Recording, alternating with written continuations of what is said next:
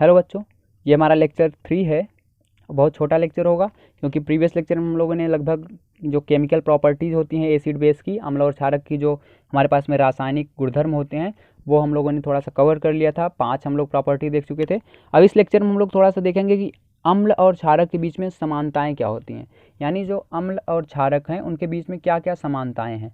अम्ल व क्षारक के मध्य समानता, ये हमारा टॉपिक है। यानी similarities between acid and base, similarities between acid and base. ठीक है, तो देखते हैं यहाँ पे क्या सिमिलरिटीज़ हैं। तो सबसे पहले सिमिलरिटीज़ देखने के लिए हम लोग एक एक्टिविटी करेंगे। एक्टिविटी क्या है हमारा कि हम एक फ्लास्क लेते हैं। ठीक, एक फ्लास्क में हम लोग क्या करेंगे, इस तरीके से फ्लास्क लेंगे। एक यहाँ पे हम कोई भी मेटल का या किसी का भी पीस रखेंगे एक, ठीक है, वुड का भी हो सकता है, लकड़ी का भी। इसमें 2 पिन लगाएंगे। पिन लगाने के बाद क्या करेंगे हम लोग, इसमें से वायर्स निकालेंगे। इस तरीके से वायर्स इस तरीके से जाएंगे। 2 वायर्स हैं हमारे पास में। यहाँ पे हम लोग एक की लगाएंगे, कुंजी, ठीक है, और यहाँ पे हम एक बल्ब लगा देंगे यहाँ पे। ठीक, ये बल्ब हो गया हमारे पास में। और यहाँ पे हम लोग एक बैटरी लगा देंगे इसमें, इस तरीके से। ठीक, बैटरी का मान लो ये प्लस है, ये माइनस है, इस तरीके से। अब देखो, और ये बल्ब है। तो हम लोग जानते हैं जब भी हम बैटरी से अगर किसी भी बल्ब को लगाएंगे, इस तरीके से ज्वाइंट करेंगे, तो ये क्या होगा, बल्ब जलने लगेगा।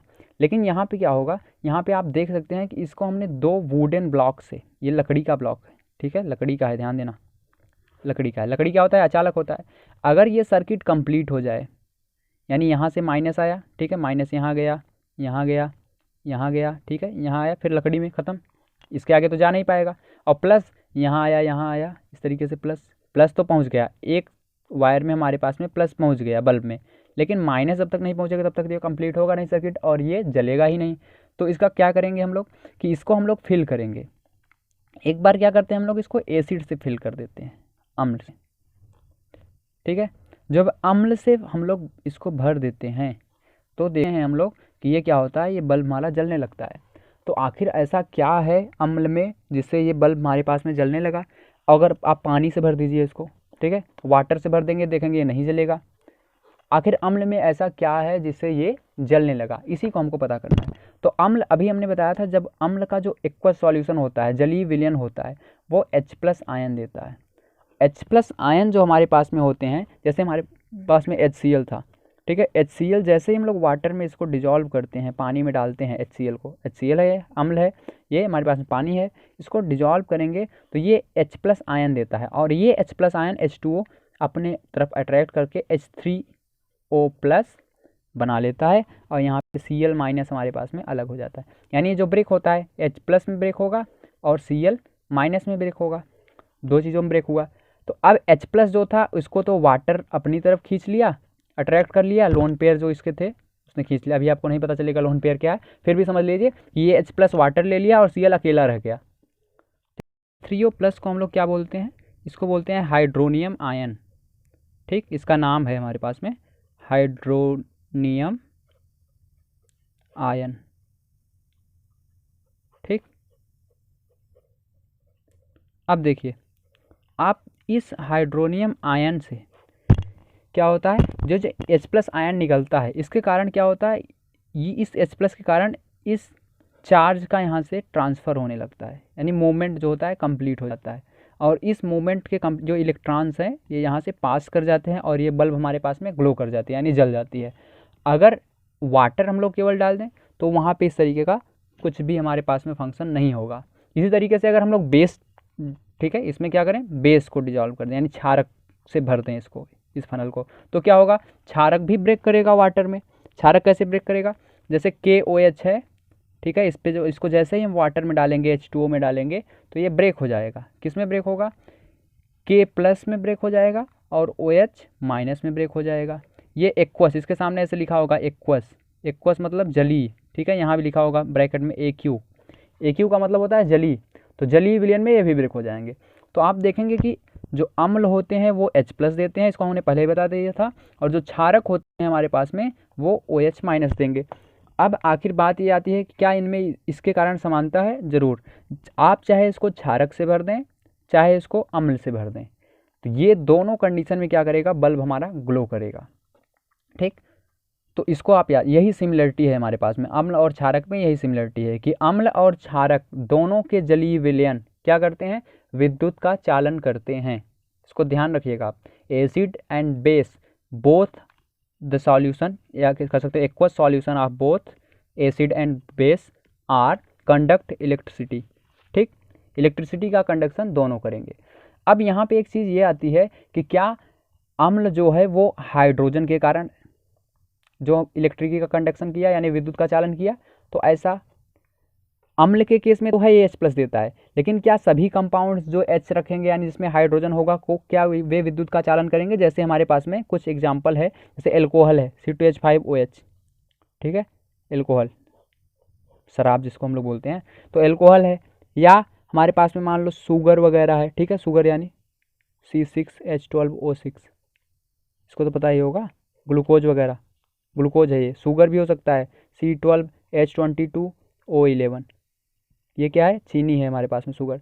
तो ये भी तो है हमारे पास में कंपाउंड, इसमें भी H है, इसमें भी हाइड्रोजन है, इसमें भी हाइड्रोजन है। क्या इससे अगर हम भर दें, यानी एल्कोहल से भर दें इसको, ठीक है, शुगर से भर दें, ग्लूकोज से भर दें, तो क्या इसमें विद्युत का चालन होने लगेगा? नहीं होगा। ठीक, इसको ध्यान रखिएगा कि सभी कंपाउंड जिनके पास हाइड्रोजन होता है, सब के सब कंपाउंड एसिड नहीं होते, अम्ल नहीं होते। ये अम्ल नहीं है, ये भी अम्ल नहीं है, ये भी अम्ल नहीं है, इसलिए ये क्या करेंगे, H प्लस आयन नहीं देंगे, और H प्लस आयन नहीं देंगे तो ये हमारे पास में कंडक्शन नहीं करेंगे, विद्युत का चालन नहीं करेंगे। तो ये समानताएं थी जो हमने आपको बताई। अब इसी के आगे आप लोग देख सकते हैं कि जलीय विलयन में अम्ल और क्षारक क्या करते हैं। जलीय विलयन में यानी what happens when acid and base dissolve in water. Acid और बेस में भी हमने बता दिया, फिर से इसको एक बार मैं लिख देता हूँ यहाँ पे कि जैसे ही एसिड और बेस, चाहे वो एसिड हो चाहे बेस हो, जैसे HCl है, HCl को वाटर में डिजॉल्व करेंगे तो भी हमारे पास में क्या बनेगा, ये हमारे पास में H3O प्लस यानी hydrogen ion plus Cl minus बनेगा। चाहे बेस हो यानी KOH है, इसको वाटर में डिजॉल्व करेंगे हम लोग, बेस है ना ये क्षारक, तो ये क्या बनाएगा, K plus aqueous plus OH minus aqueous, देख सकते हो यहाँ पे। इसी तरीके से और कुछ भी हो, NaOH है, इसको अगर हम लोग डिजॉल्व कर दें वाटर में, ठीक है, H2O में डाल दें तो क्या होगा, Na plus plus OH minus भी बनाएगा। तो आप इसको यहाँ पे एक्वस लिखना ज़रूरी है क्योंकि इसको हमने वाटर में डिजॉल्व किया है। तो ये सारी चीज़ें हैं, तो आप हमेशा याद रखिए कि जब भी अम्ल हो या क्षारक हो, अम्ल को अगर वाटर में डिजॉल्व करेंगे, अम्ल को वाटर में डिजॉल्व करेंगे एसिड को, तो एसिड हमारे पास में H प्लस आयन देगा, और अगर हमारे पास में कहीं पे बेस है यानी क्षारक है और उसको हम लोग डिजॉल्व कर रहे हैं, तो वो हमारे पास में OH माइनस आयन देगा। इसको तो याद रखना है आपको एकदम अच्छी तरीके से।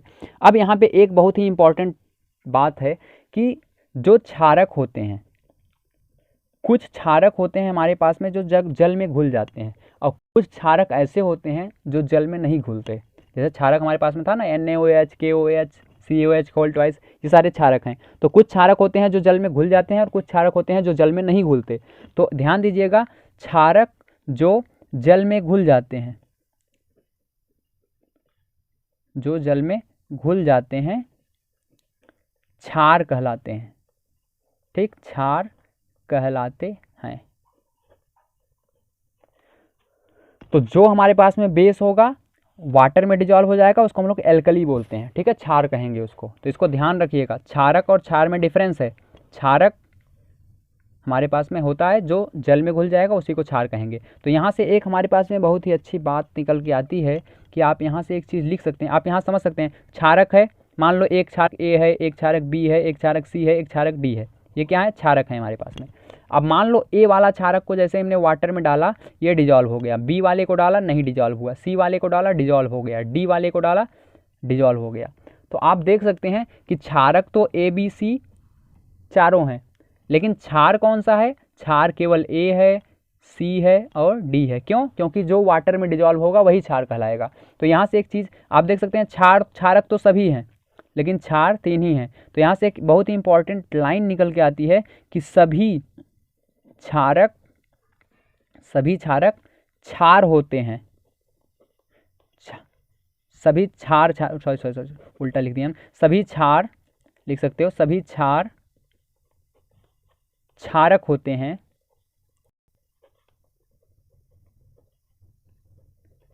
परंतु सभी क्षारक क्षार नहीं होते। ये बहुत ही इंपॉर्टेंट लाइन है, ठीक। तो इसको याद रखिएगा कि सभी क्षार क्षारक होते हैं। जैसे ये ए हमारे पास में क्षार है तो ये क्षारक भी है, ये सी हमारे पास में क्षार है तो ये क्षारक भी है, डी क्षार है तो क्षारक है, लेकिन बी देख रहे हैं आप, बी क्षार तो नहीं है लेकिन ये क्षारक तो है। तो सभी क्षार हमारे पास में क्षारक होते हैं लेकिन सभी क्षारक क्षार नहीं होते। ये लाइन आप याद रखिएगा, जरा भी भूलना नहीं इसको हमें कभी भी। और इसी के बेसिस पे जो H+ आयन है, OH- आयन है, इसी के बेसिस पे हम लोग क्या करते हैं, अम्ल और क्षारक की जो उदासीनीकरण अपक्रिया होती है इसको भी हम लोग क्या करते हैं, इसी के बेसिस पे समझाते हैं। जैसे उदासीनीकरण अपक्रिया में होता क्या है, H+ और OH- का ही तो खेल है, वहाँ पे वाटर बनता है। उदासीनीकरण अपक्रिया जिसको न्यूट्रलाइजेशन रिएक्शन बोलते हैं, एसिड अभी बताया था ना, एसिड और बेस, रेड पेन से लिखते हैं, एसिड और बेस आपस में रिएक्ट करते हैं तो क्या बनता है बताइए, साल्ट बनता है और वाटर बनता है। यानी अम्ल और क्षारक आपस में अपक्रिया करते हैं तो क्या बनता है, लवण और जल बनता है।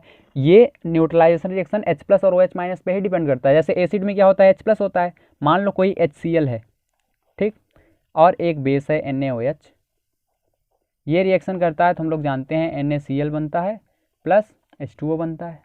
ये यही तो है न्यूट्रलाइजेशन रिएक्शन। अब इसमें होता क्या है, अगर HCl को हम लोग लिख लें HX, X क्या है, कुछ भी कंपाउंड है लेकिन H इसमें ज़रूरी है, और इसको लिख लें YOH, ठीक है, NaOH को लिख लें YOH, तो आप देखेंगे इसका OH और इसका H, यही दोनों, ये H+ देता है और ये OH- देता है। ये H+ और OH- मिलके ही तो बनाते हैं वाटर, H2O। बचा कौन, बचा X और Y, तो X और Y एक साथ इकट्ठा हो जाएंगे तो हो जाएगा X और Y प्लस H2O। यही तो है न्यूट्रलाइजेशन रिएक्शन। इस तरीके से हम लोग न्यूट्रलाइजेशन रिएक्शन को डिफाइन कर सकते हैं। एक लास्ट टॉपिक हमारे पास में बनता है कि अगर हम लोग जल में अम्ल या क्षारक को मिला दें तो क्या होगा, what happens when we dissolve acid और बेस इन वाटर, ठीक है। तो अब हमारी अगली जो हेडिंग होगी, हम लोग लिखेंगे जल में अम्ल व क्षारक, अम्ल या क्षारक लिख सकते हैं आप, अम्ल व क्षारक मिलाने पर क्या होता है लिख सकते हो, ठीक है। तो व्हाट हैपेंस व्हेन एसिड और बेस डिजॉल्व इन वाटर। जैसे अगर हम लोग मान लो वाटर ले लिया, ठीक है, इसमें वाटर ले लें, वाटर में अगर हम एसिड को डाल दें HCl को तो क्या होगा, या वाटर है और उसमें हम लोग बेस को डाल दें यानी NaOH क्षारक, चाहे अम्ल डाल दें इसमें चाहे क्षारक, तो होगा क्या यहाँ पे, तो देखो अम्ल या क्षारक दोनों पे डालने पे क्या होगा, अम्ल को डालेंगे ये डिजॉल्व होगा H+Cl- में, NaOH को डालेंगे क्षारक है ये भी डिजॉल्व होगा Na+OH- में। लेकिन एक चीज़ आप हमेशा याद रखिएगा कि कभी भी अगर अम्ल और क्षारक को जैसे ही हम वाटर में डिजॉल्व करते हैं तो जो इसकी H+ की कंसंट्रेशन होती है, H+ की कंसंट्रेशन या OH- की कंसंट्रेशन क्या होती है, डिक्रीज कर जाती है, कम हो जाती है। जैसे अगर हम एक मान लो ग्लास है हमारे पास में, इस ग्लास में हम HCl भर के रख रहे हैं, ठीक है, HCl, और एक ग्लास हमारे पास में वाटर है। अब इन दोनों को ऐड कर दें, ऐड करेंगे तो क्या होगा, पहले तो HCl बहुत ज़्यादा था, इसमें मान लो 100 HCl के मालिक्यूल थे, ठीक है, 100 HCl थे तो 100 के 100 H+ देंगे। लेकिन जैसे ही इसको वाटर में डिजॉल्व करेंगे तो ये दोनों मिलके थोड़ा सा लिक्विड क्या हो जाएगा, ज़्यादा हो जाएगा। ज़्यादा होने से क्या होगा, अब H+ की बात करें इसमें तो H+ हमको अगर पहले एक बूंद में एक H+ मिलता था तो अब हमारे पास में 2 बूंद में एक H+ मिलेगा, इस तरीके से। तो इसकी क्या होती है, कंसंट्रेशन हमारे पास में डिक्रीज हो जाती है। तो इम्पॉर्टेंट लाइन जो हमारे पास में है इसको लिख लेना कि जल में अम्ल या क्षारक मिलाने पर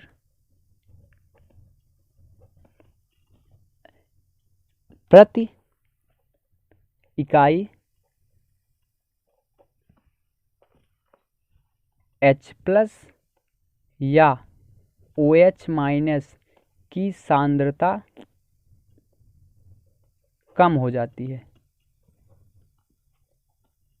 ठीक है, अगर अम्ल होगा तो H प्लस की सांद्रता कम हो जाएगी और क्षारक होगा तो OH माइनस की सांद्रता कम हो जाएगी। और इस प्रक्रिया को हम लोग बोलते हैं तनुकरण।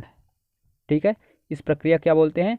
तनुकरण, यानी कंसंट्रेशन को डिक्रीज होना तनुकरण, या इसको हम लोग बोलते हैं डाइल्यूशन।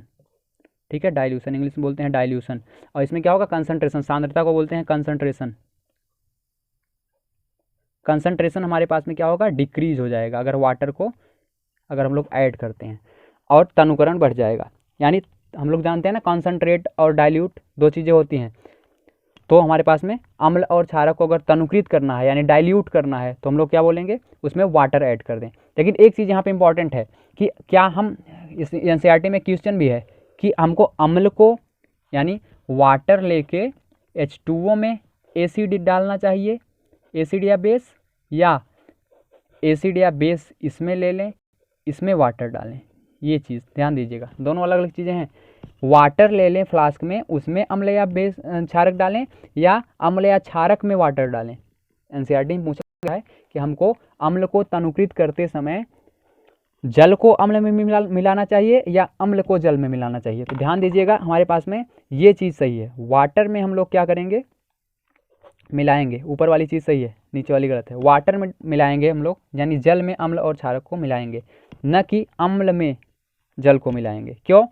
क्योंकि अम्ल में अगर हम लोग मिलाने लगे, जैसे हमारे पास में अम्ल ले लिया हमने, ठीक है, इसमें अम्ल है, और इसमें अगर हम लोग वाटर डाल दें तो क्या होगा? अम्ल बहुत ज़्यादा सांद्रता इसकी बहुत ज़्यादा होती है। जैसे ही अगर एक बूंद भी वाटर इसमें पड़ेगा, तुरंत यहाँ से विस्फोट तक कह सकते हो, बहुत ज़्यादा यहाँ से सब कंसंट्रेशन इसकी इतनी ज़्यादा इंक्रीज कर जाएगी और यहाँ से ये बाहर निकल जाएगा अम्ल तेज़ी से। हो सकता है कि ये हमारे पास में ग्लास जो है टूट भी जाए और हमको कह सकते हो नुकसान भी पहुंच सकता है। तो इसलिए कभी भी अम्ल में वाटर को नहीं डालना है, ध्यान देना। हमेशा जल लेना है हमको, यानी वाटर लेना है, उसमें एक एक बूंद करके, दो दो बूंद करके, और इसको हमेशा मिक्स करते हुए, इसको हिलाते हुए फ्लास्क को, तब हमको इसमें ऐड करना है, तब डाइल्यूट होगा। ठीक है, डाइल्यूशन करते समय एक बात हमेशा यही ध्यान रखनी है कि जल में अम्ल को मिलाना है, न कि अम्ल में जल को। तो ये हमारे पास में यहाँ तक लेक्चर कंप्लीट हुआ। नेक्स्ट लेक्चर में फिर से मिलते हैं। Thank you.